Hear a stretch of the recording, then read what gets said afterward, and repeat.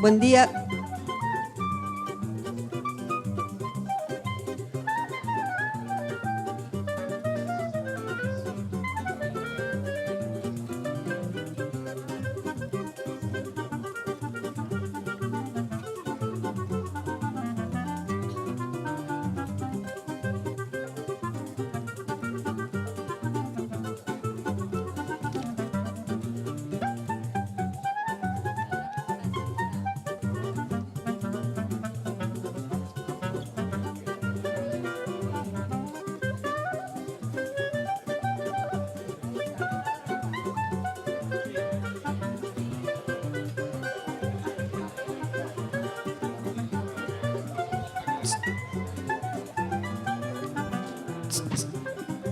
Buenos días a todos y a todas. Nos vamos acomodando.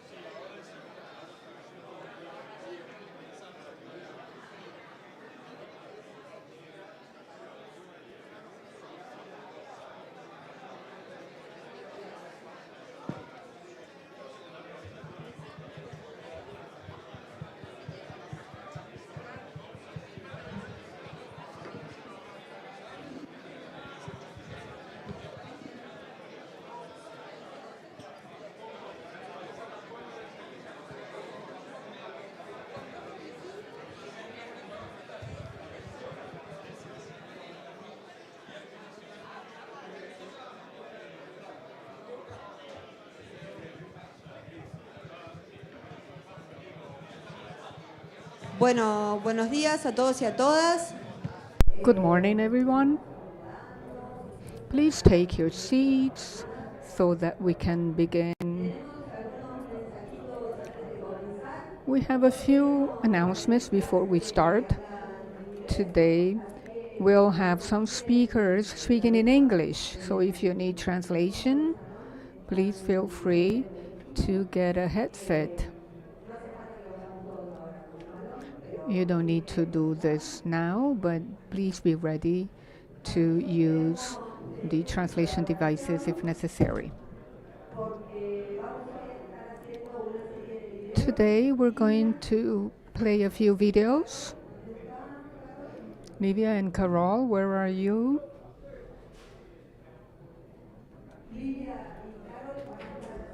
Livia and Carol will be shooting a few videos for the media, for the social networks. So Please feel free to talk to them. Don't worry.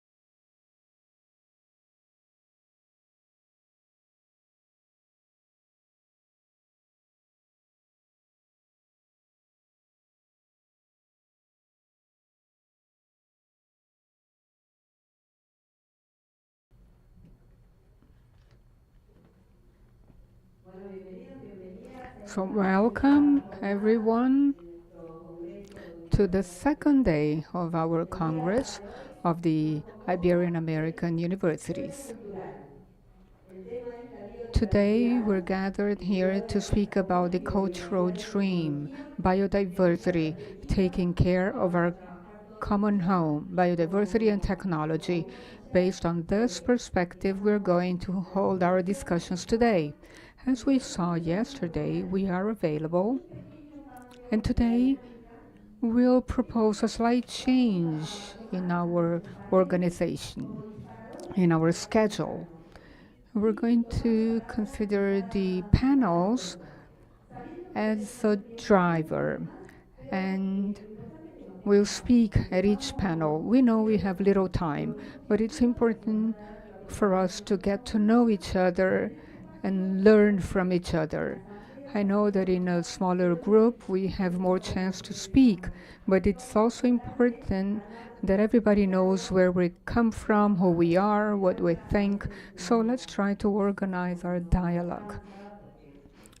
The classroom format, it's not sufficient sometimes because we look at the professor, but let's try to change this. So we would like to thank the Pontifical Catholic University of Rio that is welcoming us in this wonderful space, this wonderful venue. And also thank our supporters. So thanks to Porticas that made it possible for everyone to be here. So I'll give the floor to Emil Secuda, Secretary of the Pontifical Commission for Latin America, for her welcome. Thank you very much, Laura. Thank you all for being here. We don't have much time, so I'm not going to lecture here, but I'd like to tell you that this is about building bridges between the North and the South with universities. What is most important is that we know each other because we're going to move on.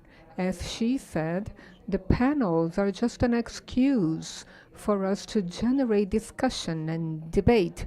We have very competent people who will ask questions, but everybody can and should participate. Please don't think you've been invited for no reason, because this is our intention for us to share our ideas.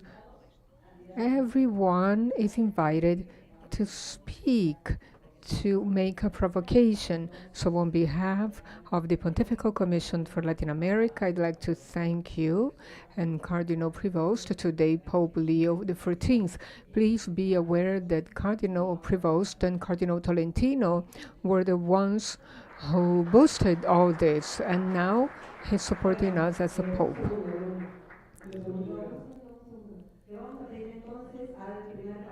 So, we're going to ask the first panel to come forward. Rafaela Diegoli Buchmann from the Technological University of Monterrey, Maria Eugenia Moreno from the University Mayor de San Andres, Alejandro Guevara from Ibero, Mexico, and the moderator will be Felipe Legarreta from Loyola University, Chicago.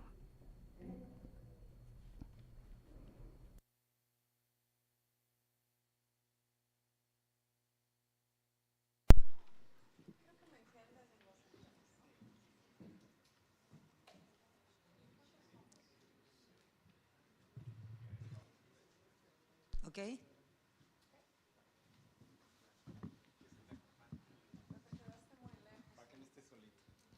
Porque vamos a pasar un pequeño video en cuanto ustedes So, we're going to play a video as you come forward. Just a second, please. I think Maria Eugenia is not here yet. As we said yesterday, there is a short section of the meeting with Pope Francis in Rome regarding the cultural dream issue. Culture is what remains after we forget what we learned. We cannot form ascetic people. We cannot train laboratory, university boys and girls. We need to help them have a dialogue with culture. We cannot allow ourselves to grant certificates to laboratory universities. It's what some universities do. They teach a few economic theories, but the humane part is forgotten. We need to have a lot of creativity in facing those challenges. And when we are creative, we may get things wrong because you believe in something, then you test and it doesn't work. But it's better to be wrong in doing so than in inertia, because inertia stops thinking. Think needs to be interactive with different issues. You need to train youth in the three human languages: heart, minds, and hands. So they have to think about what they do. They have to feel what they do and think. And they have to feel what they do and think. And the harmony of the three languages. If you train minds only, you will not train professionals, but people who are not human, creative in the face of reality and challenges. Educators, not only informers.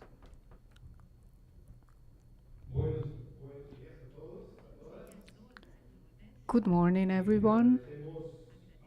I would like to thank our Holy Father, Pope Francis, for his legacy,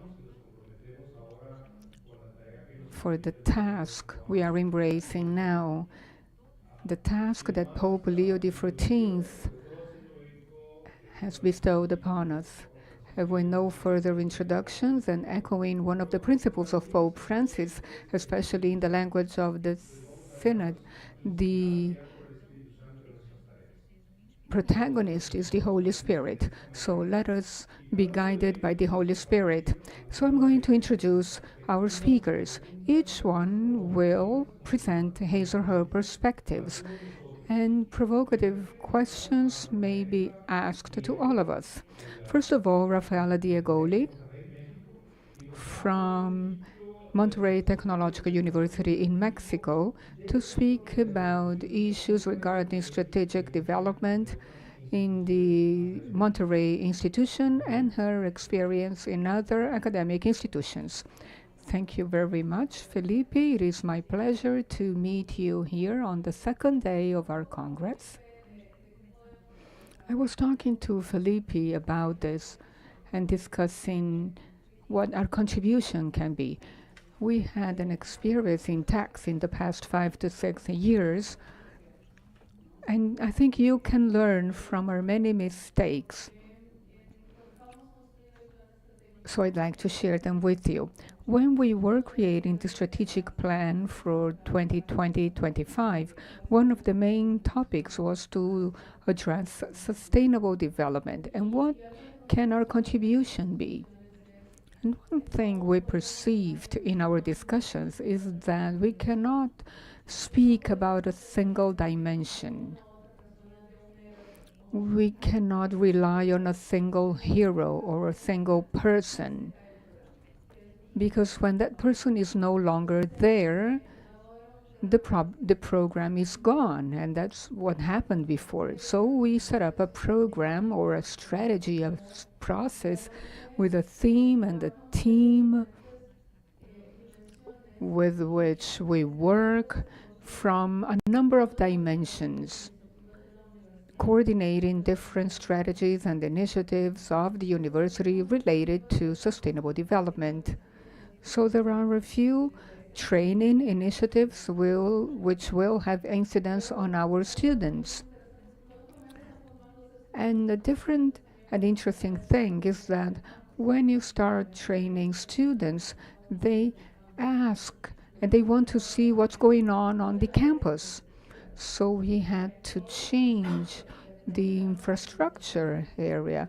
There are several programs and initiatives regarding infrastructure which are quite interesting because we need to give the example. We teach by showing an example, and this is stronger. So we have to work on advocacy, community, because if we speak about a sustainable development strategy, this is not about what's going on in our campus, but also outside and how we work with the community. And speaking about technology, to conclude, as universities, we have a commitment to the development of technologies. And maybe the provocation I'd like to make is, what about our plans and policies of technological transfer?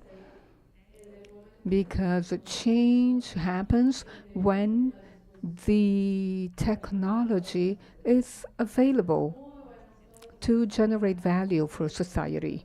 We are very good in laboratories, but technological transfer, and I can say so at the Monterey Tech, that's been trying to work on this for over 80 years, but it's difficult to do this, something that is developed inside the laboratory successfully, how to take this to the community that really needs it. And in speaking about technology, we cannot lose sight of technological transfer. Our research has more value when it's in the society, being used by the community we serve. Thank you very much. Rafaela, you emphasized the issue of technology. Now moving on to Alejandro from Ibero, Mexico, speaking about your experience. Alejandro, can you speak about public policies for sustainable development and the impact of technology on biodiversity? Good morning. I'm very pleased to be here. Thank you very much for the invitation. When the Earth Summit was held back in 1992, a Jesuit said something. Someone who used to work in Nicaragua, in a Nicaraguan university, he said, we as university, we cannot train successful professionals in failed societies. And this is the major challenge we have as universities that are inspired by Laudato Si. It's no good to have excellent technicians if we don't follow the Pope's recommendation. The question we were asked was, what is the current state of the common home in terms of biodiversity and technology? And it's very unfortunate to see there is a new term, defaunation of the Anthropocene, which means that in the past 30 or 50 years, more than 60% of biodiversity was lost. And on the side of technology, on the other hand, we've had great progress, quantic leaps in terms of technology. And that differentiates technology from death. Technology for the care of the common home. But why? If technology made so much progress, why are you doing so poorly in terms of taking care of our common home? One of the answers is that oftentimes what is successful in applying technology in a given context is not as successful in a different context. So the main challenges of technology are threefold. First, there's a lot of available technology, and I don't refer only to rocket science technology, but rather as appropriate technology that is appropriate to our Latin American peoples. So first, lack of knowledge. Second,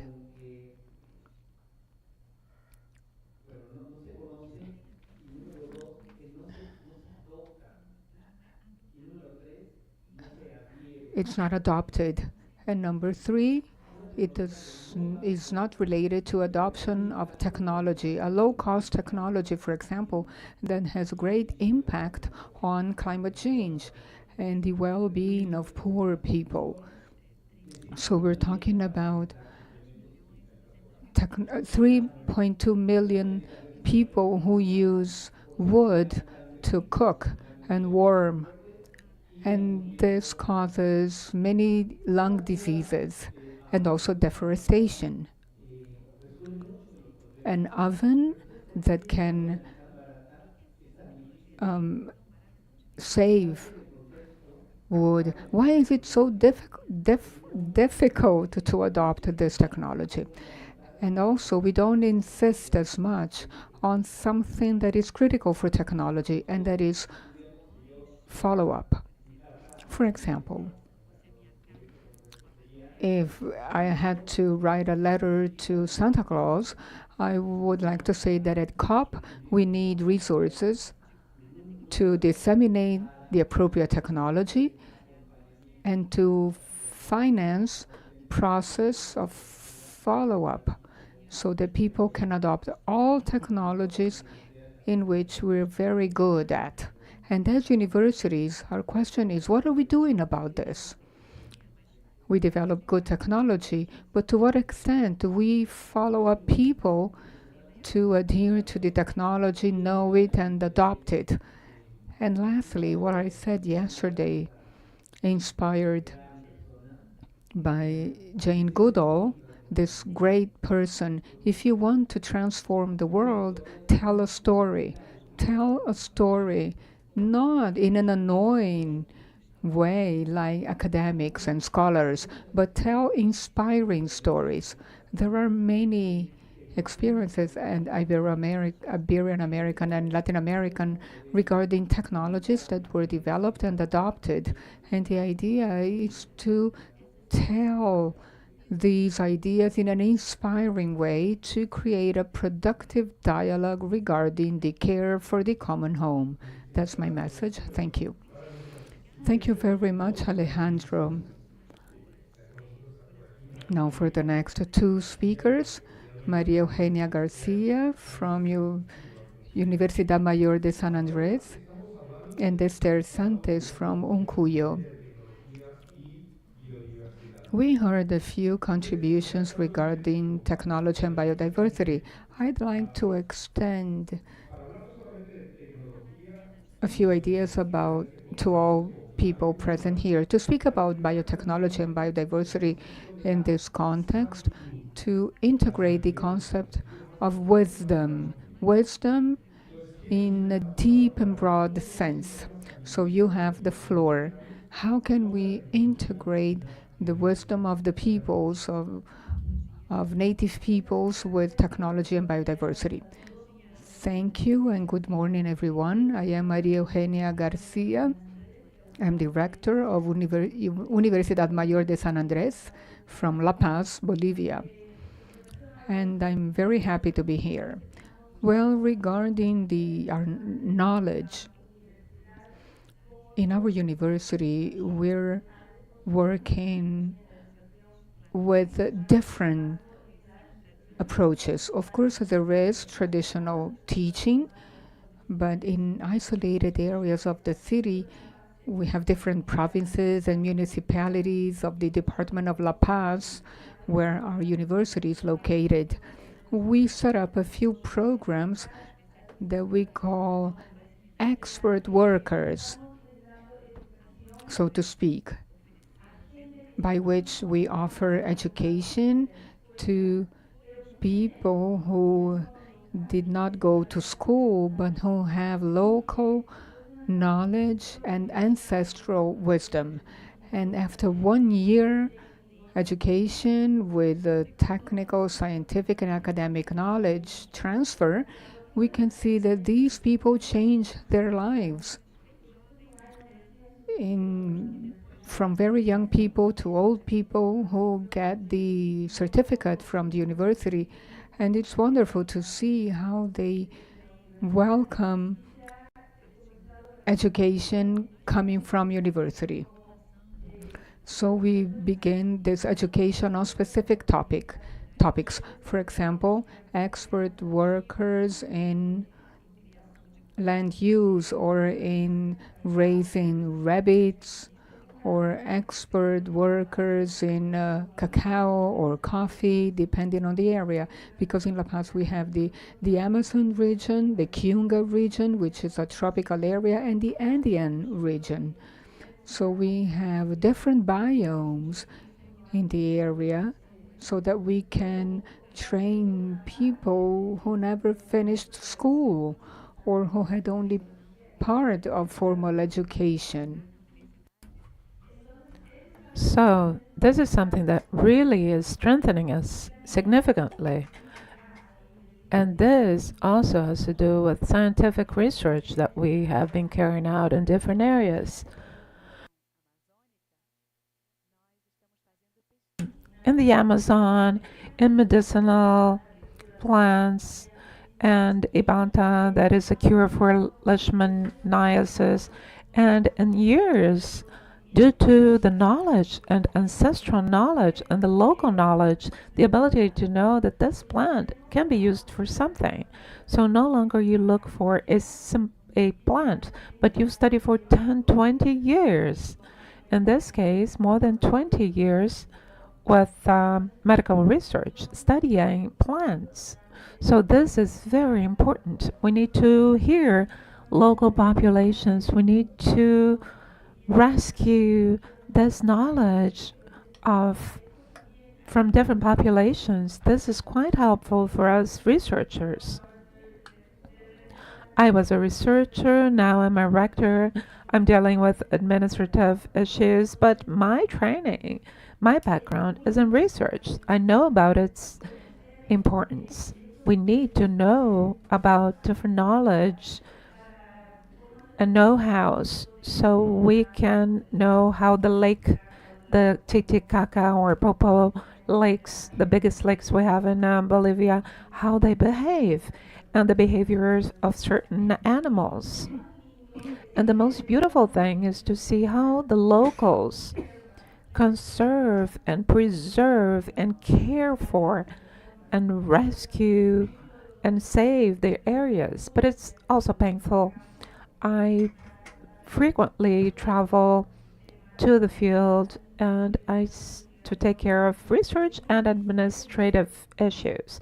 And it's very sad to find about the introduction of people with huge tanks of petrol, and they burn the Amazon forest because they need to expand the areas for animal raising, and we need to be there. Okay, we know that. You need to survive. Something else we've been seeing is the issue of mercury in Bolivia. Bolivia is the only country importing mercury, and we are poisoning our rivers. And here we see the issue of illegal trade of mercury. And unless we put in action serious policies, we will not save our land. Okay, it's good to hear all about this. Now, we'd like to give the floor to Esther Sanchez. Hello, it's a pleasure to be here sharing with you all. When our dear Pope Francis spoke about the language, different languages, nothing more than nothing less than coherence, consistency between thinking, saying, acting. Although it sounds logical, it isn't. Every time we think, we say, and we act in the same way, well, not always. And our biggest challenge is to think about sustainable so we can act sustainably. And this involves a cultural change, a change in mindset, a change in how we develop our listening skills.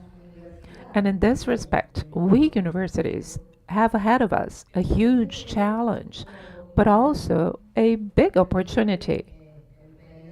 And in reality, a responsibility as trainers, as universities, because we need integral education. But when I speak about a challenge, I do it because as educators, we are responsible for training the future leaders. And in this case, students will be leaders. And in some way, they will follow the process of human development in such a way that it is a huge challenge for universities. And in this respect, it involves a cultural change. And this cultural change should start from the university, right? This cultural change needs to walk hand in hand with the important roles of university, not only educating, but extension, research, and linked to the labor market. When we talk about extension, what does that mean? Not only in the field, but outside of it. It is a political decision that starts from the top. That is why I believe that since we have so many rectors, men and women here, we should remember that this is a political decision. If we truly wish to create this cultural change, we need to work strongly on it. It is not a transformation that starts in a cohort. No, it is a slow, long-lasting transformation. It demands a lot from us in each one of these actions, and they all need to be sustainable. Starting about how I reach university, and in this case, we should transform the mindset. Instead of going to university in my own car, I can share my transportation, or perhaps I should use ecologically friendly vehicles, or because it also impacts on my health. I could go by bike, or I could use any other vehicle. And this carbon footprint should be decreased. This also involves measuring our carbon footprints. And how do we do this? We should involve the responsibility of measuring our carbon footprint related to each and every one of our actions. And this involves taking upon ourselves this responsibility, not only individually, but as an institution and as a society. But, and here I insist, This is something that needs to be like an extension, and this is my proposal, as a training institution from the universities towards the society that we are linked to. Let's mention a few examples here, inspiring examples. And as you put it so well, starting from the university itself. So we could mention, in our case, for instance, we work with urban recovery inside the university. What they do is to work beyond the university by doing waste or residue treatment, waste treatment. They try to recover waste elements that might involve represent an income to these people. So since we're talking about waste treatment, this is a good example. But it's an example of also for the rest of society and for other institutions, for the city government and the society at large. Now, regarding research, also, in our university, there is the acknowledgement given to those working on master thesis that incorporate sustainability items or topics. It's not that it's mandatory, but there is a special acknowledgement to those people who are somehow supporting or contributing towards sustainability. So there is so much to do around sustainability. Since we're talking about wisdom, I would only like to tell you about the case of a research related to, well, in university, we work in linking our researchers to the private sector and businessmen in general. Our province has several vineyards, and there was a disease that was exterminating the farm and the vineyards. And a researcher suddenly said, well, there is a type of ant that is a natural that eats these worms. And this is the way that they solved it. These are examples that are quite inspiring. And the society should think about this. We should follow research and vice versa. How? Through sustainable development. Having this in mind. So this was just a way of closing the topic. Thank you very much. Well, thank you all. Now we have some time for questions and reflections. Thank you so much. Let's give them a hand.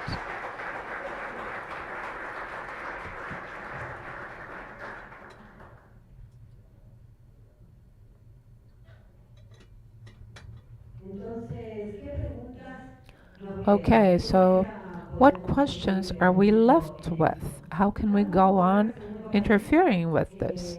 Let's go on to the second panel. Let's have the next speakers come forward. Walter Panesi, Peter Rosek, and Alberto Molina.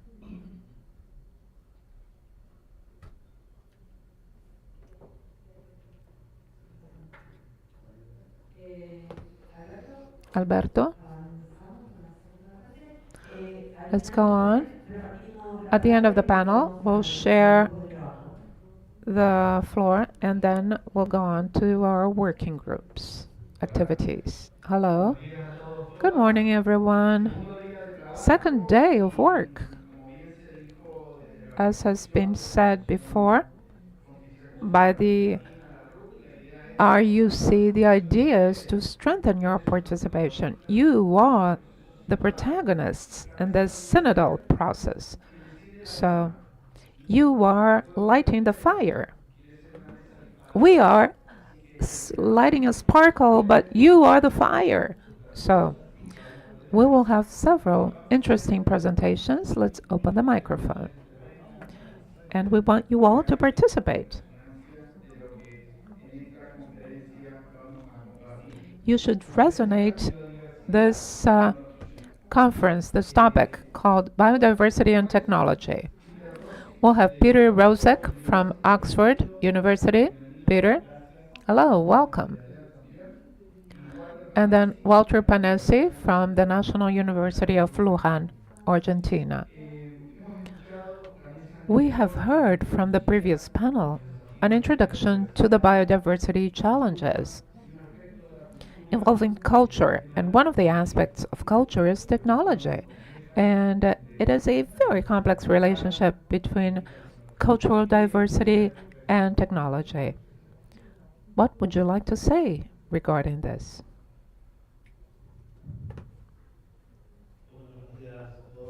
Well, good morning, everyone. It is a pleasure for me to be here once again.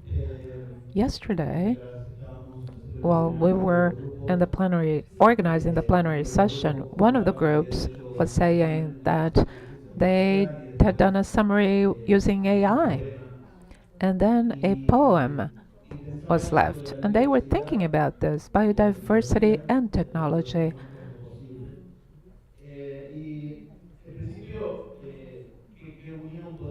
So, how can we talk about biodiversity and technology? Well, it has been seen technology is a tool to protect biodiversity since the start of drones that took snapshots of the forests or listening to the forest to see what is happening there. And based on this, they would hear and understand which animals were there or were absent from there. Now, AI has been used as well to detect this type of patterns. Basically, artificial intelligence, and this is what I'd like to present to you. Artificial intelligence is a very good aid. It helps us understand the next most probable word in a sequence of words. And this makes beautiful sequences like yesterday we heard. Or it may provide a summary, but it also involves challenges. Artificial intelligence and technology are super powerful tools that can be well used, but also it presents challenges. For example, in the last elections, there was a video from the president of the nation recommending voting on another candidate. It was a deep fake, a very well built one. That is why we need to have standards of voice. A president has so many videos online and good images. As an ex-president, there are so many publicly available images, and the deepfake was easily made. So that's the challenge. What's real? What's fake? This is more and more a topic.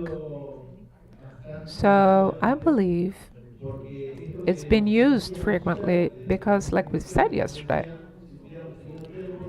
if we had had time, we would have refined the result yesterday and we would have gotten a better summary. But since we didn't have enough time, we used that summary as valid. And it is valid, statistically speaking.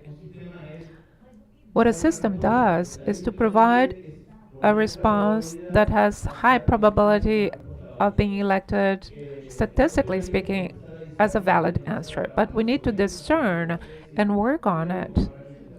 As a tool, it's very important to reduce the hard work, but humanity is essential.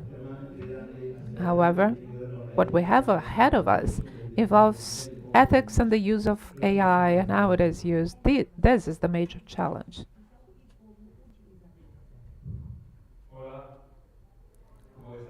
Hello, how are you?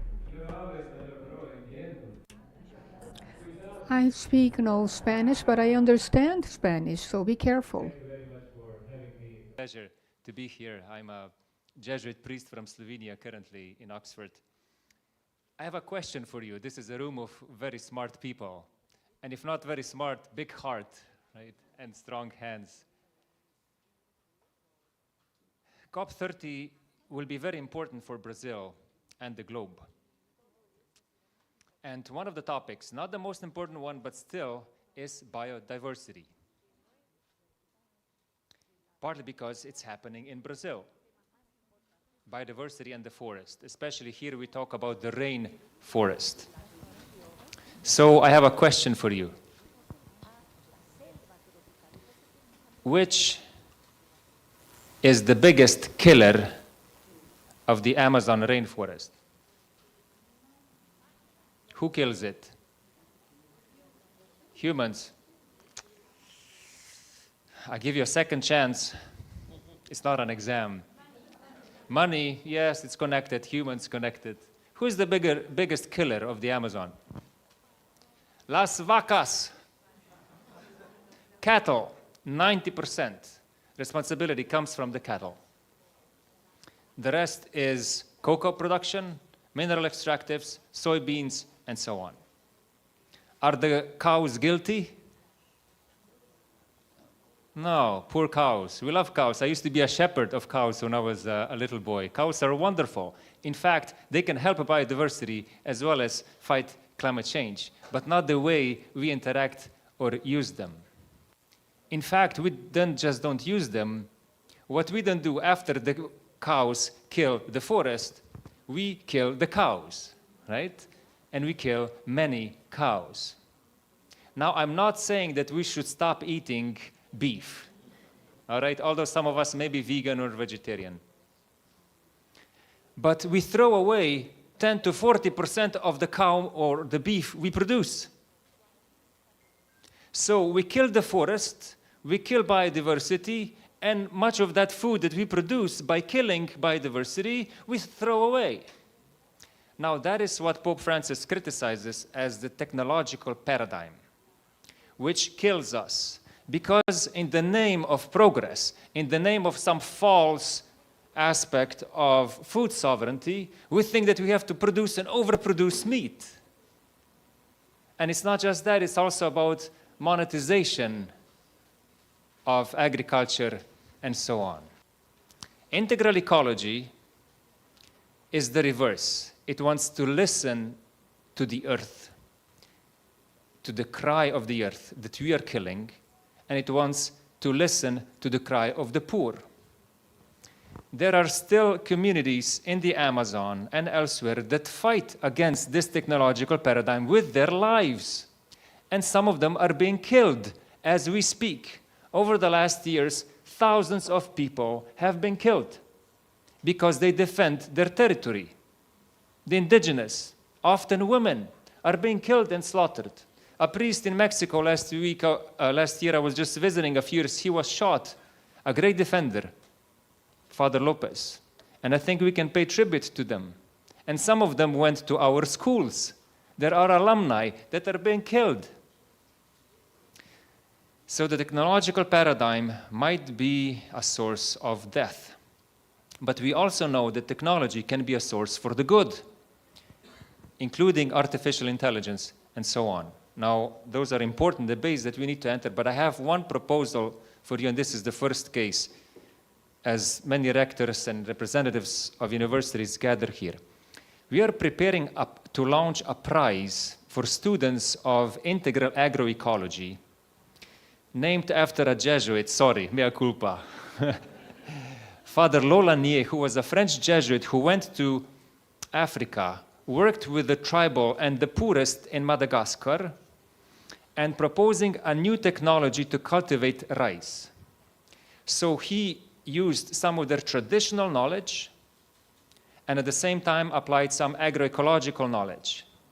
What he did is he doubled rice production and doubled the retention of CO2 by this rice, the method of rice production. So technology, we see, can be very good for it.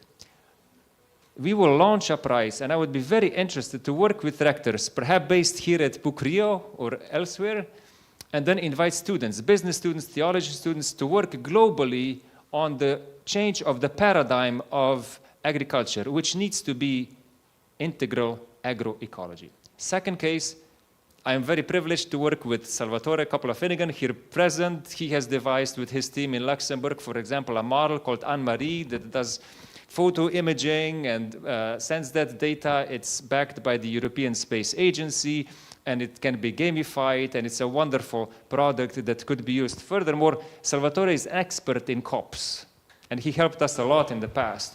We need to understand what COP30 can do for us. It's a very technical process. However, we as universities, we can do something with it.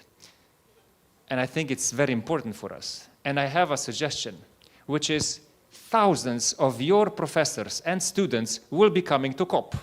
Thousands. I know that from the Jesuit network. I have numbered already thousands. Nobody interacts with them bottom up.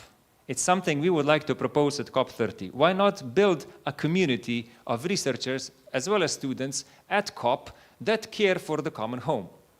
It's easily done. It doesn't cost because they're already there. But we can offer them programs, a few workshops, and so on.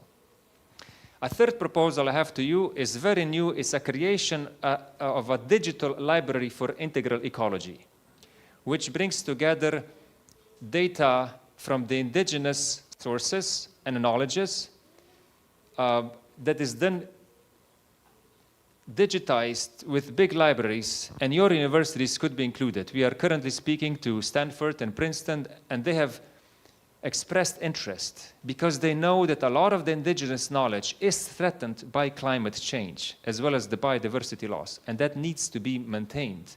And so we avoid the fragmentation of knowledge. And I'll end there. I invite you to COP and let us collaborate. Thank you very much.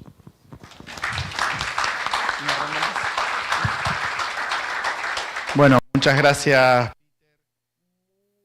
Fuimos introduciendo. Thank you very much, Peter. Yes, we talked about culture and technology because our dear Amazon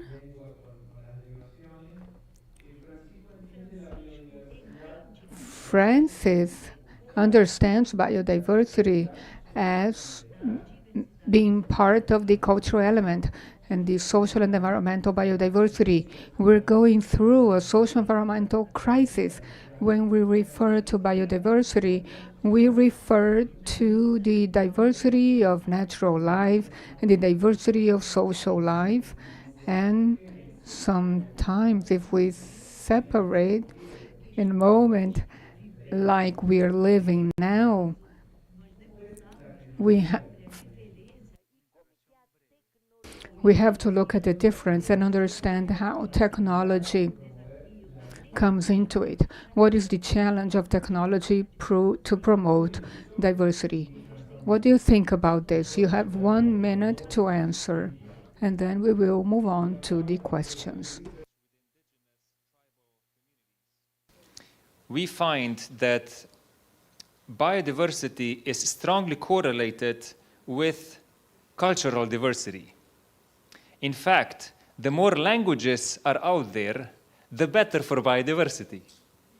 So the question is why? Why is that happening? And we have a number of answers.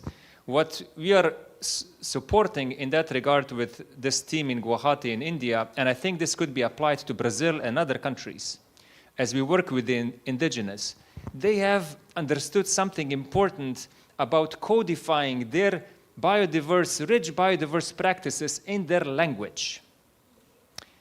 And much of that now is digitized. It's been put on audio. Our colleagues, Jesuit friends, they studied the way people pronounce certain words, and it's a lot about phonetics. But there is a scientific link between this phonetics, languages, cultural diversity, and biodiversity. And we are learning something from them. And I'm sure in the Amazon we will be learning something similar. And I'm sure that the project here and elsewhere called Amazonizar is addressing those issues. And so there is something for us to learn, and technology there could be extremely useful. First, as data collection.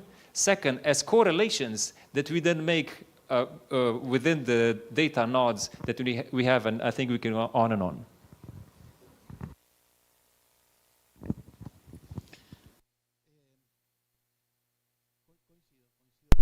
I agree.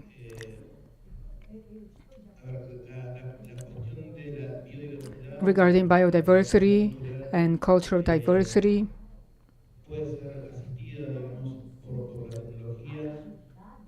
can be supported by technology. I also think that, well, I'm thinking about the ethics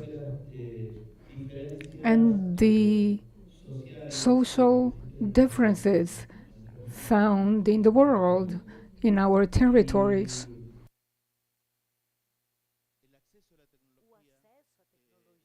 Access to technology is highly segmented.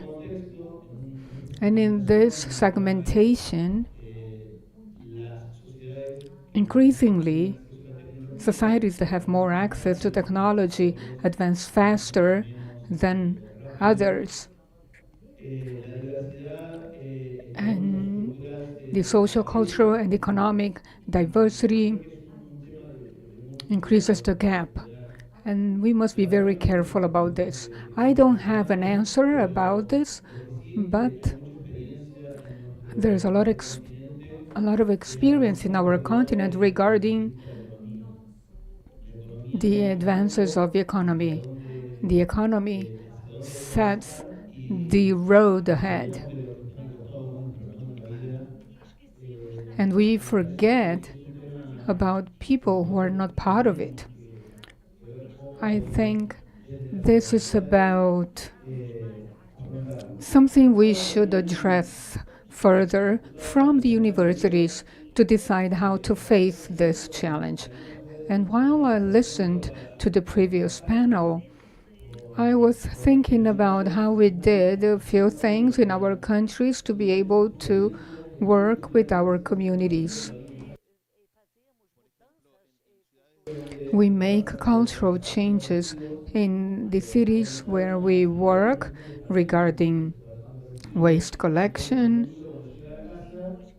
waste separation, and we see that when children get back home and see their parents and they say, "Dad, this is not the right way to do it," because the children learn about it.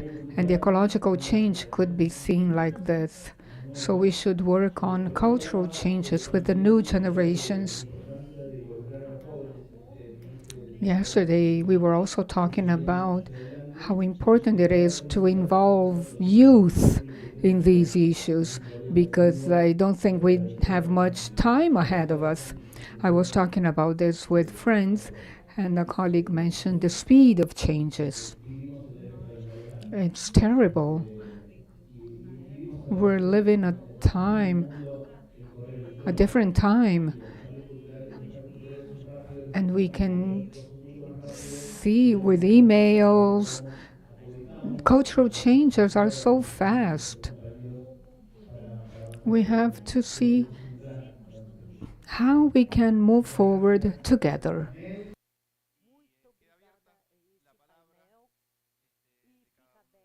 Thank you very much to all members of the panel, and I'd like to open the floor now for questions.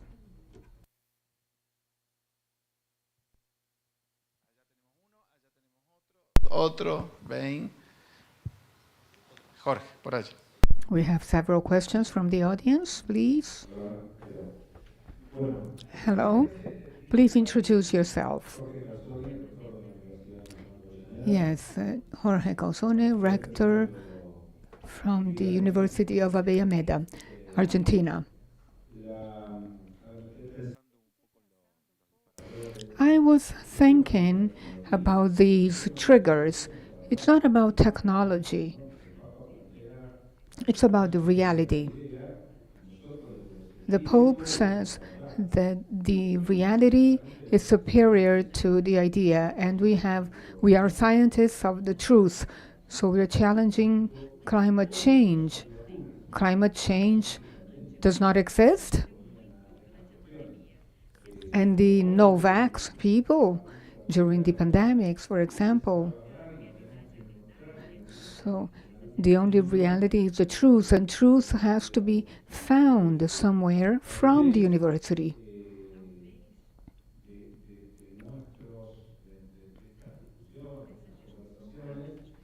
So from our discussions, we have to ask ourselves, how can we find truth from reality? The political campaigns, as Walter said, not only in Argentina but elsewhere, based themselves on fake news. Today, it's about attacking people rather than presenting proposals. That's why we are following the logics of building something. It's as clear as that, as simple as that. So we should be able to take care of the truth as universities.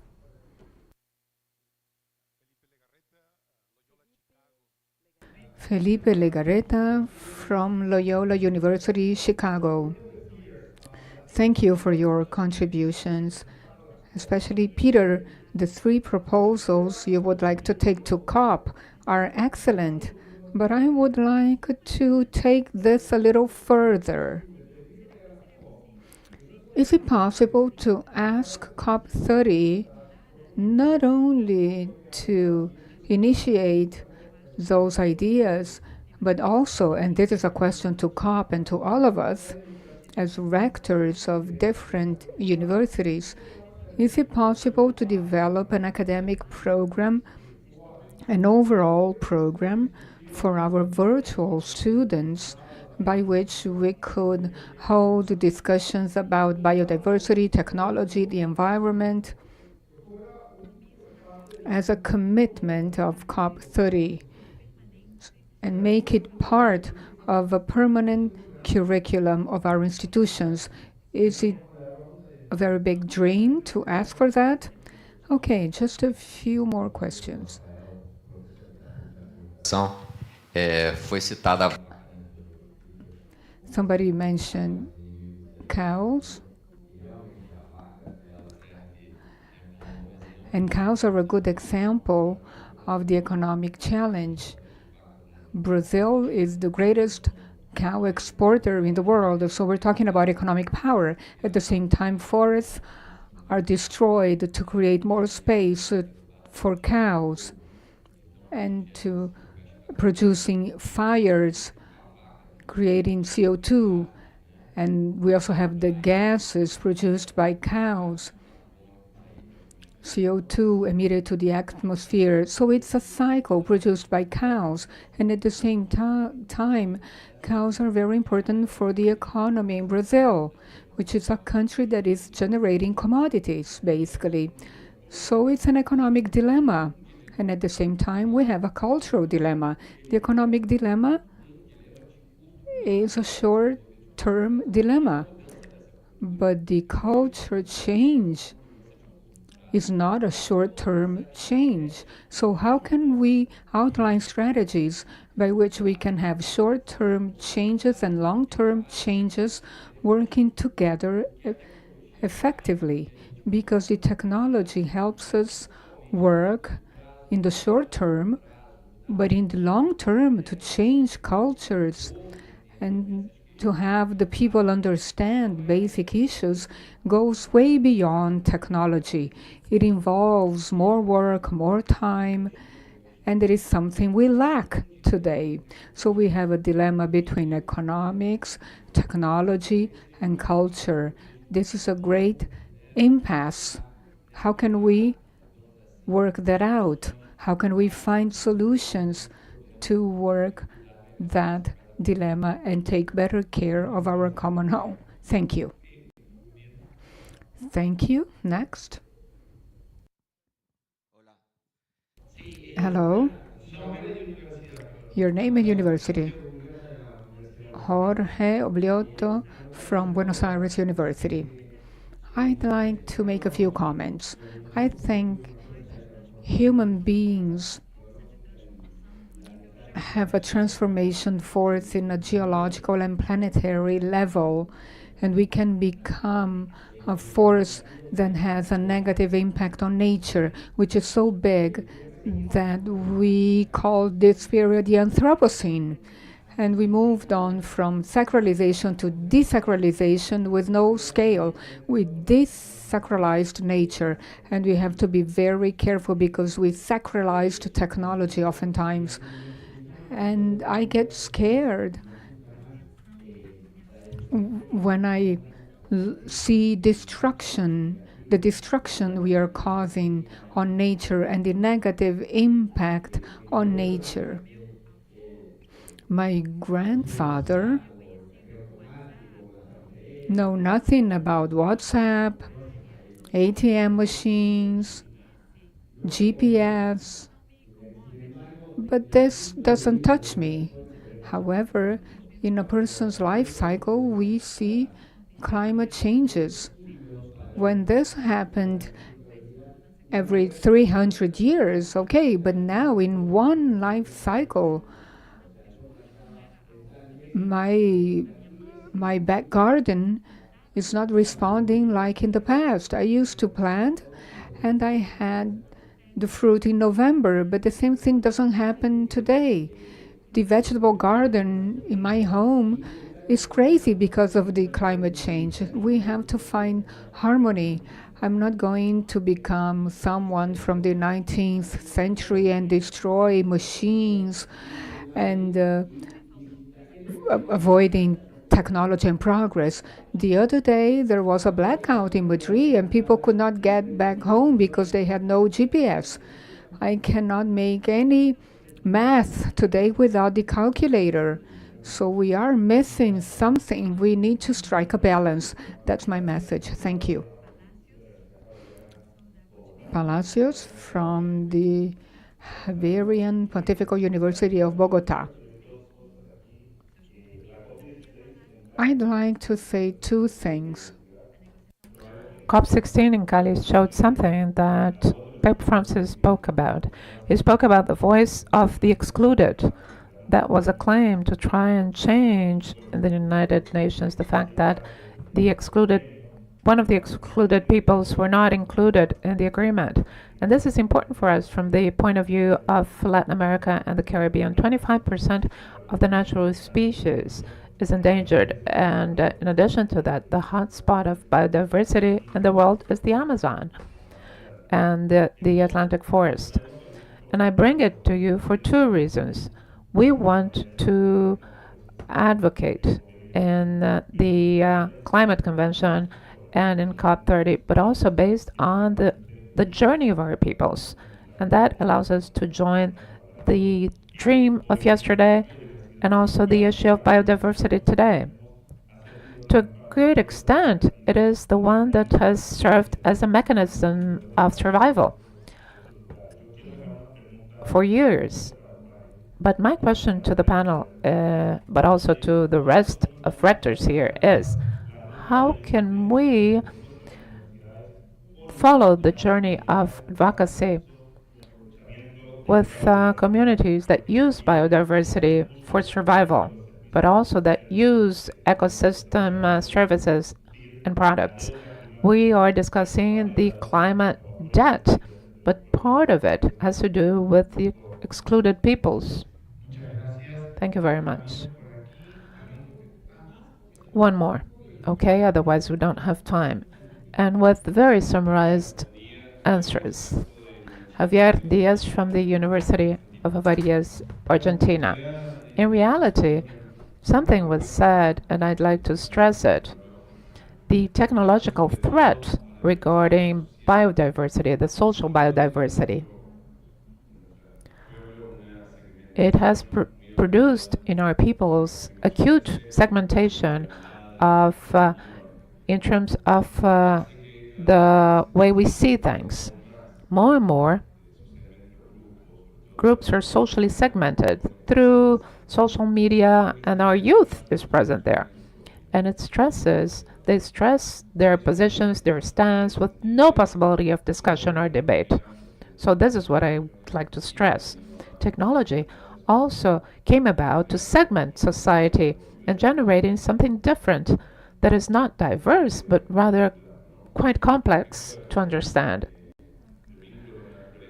The link to nature, well, this is something else. It has to do with integral education. Technology has achieved very complex results in terms of isolation of our youth from nature. Life now has not to do with nature, and we need to recover this link.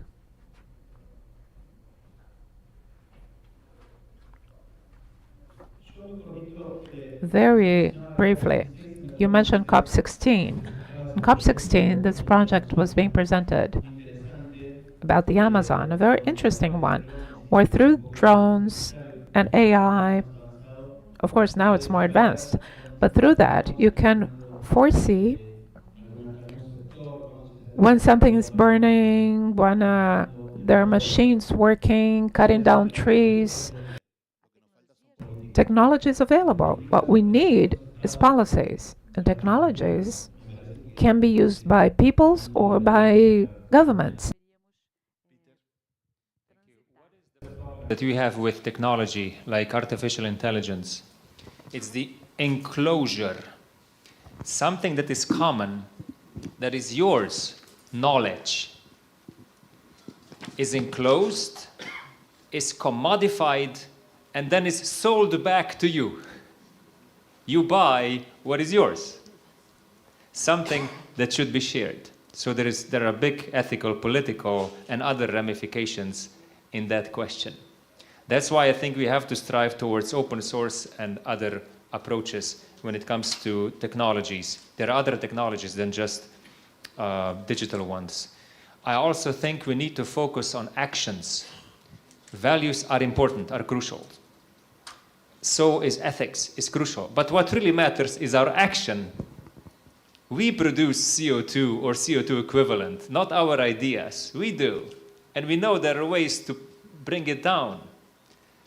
And in order to bring it down, we need conversion, eco-conversion, which happens on 3 levels. One is personal, is me, is you. The second one is communal, and I think there universities can do a whole lot. Community conversion or transformation or transition, whatever word works better. And the third is systemic. That's where COP comes in. It's a huge multilateral body at which then you can also do bilateral meetings and so. But there are other systemic approaches within countries and so, and I would highly encourage that. And when it comes to a proposition of a common program, why not? I think that is an invitation to RUC. Could universities come up with a program that would form their students? We know this is very challenging. How do university, then issue credits and so, but we know it's possible. And I would just give it back to you. In fact, there are some programs backed by the United Nations, and I think that could be one of the steps, but it's not necessary, but it is an option. Thank you. Muy bien, muchísimas gracias. Thank you, Laura. It's already our time for the group work. What we'll do is, those who were here yesterday, go to the rooms you were working in yesterday. Those who weren't here yesterday, stay here, and I will tell you where to go. So those of you who know where your groups are, please